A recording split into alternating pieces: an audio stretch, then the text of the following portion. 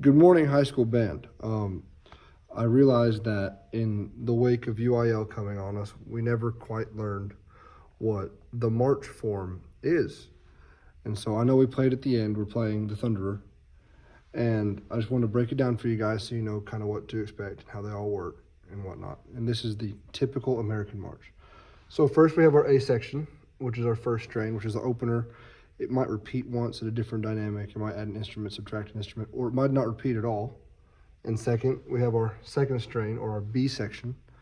The second strain is a whole different amount of melodic material. It's typically in the same key as the first strain, but it might be also a different dynamic with different instrumentation or what have you.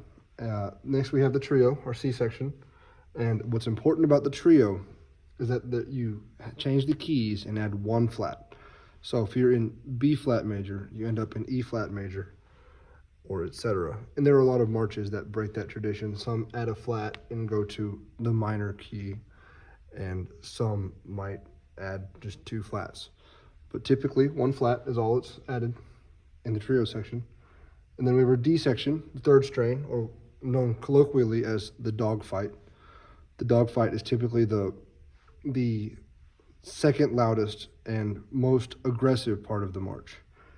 And finally, we have our trio section returns with the C prime. That prime just means it's the same material as the C section, but it's presented in a new way. And so this one is typically less delicate because the trio here is featured with mostly woodwinds, and this might have the melody as well in the trumpets or something.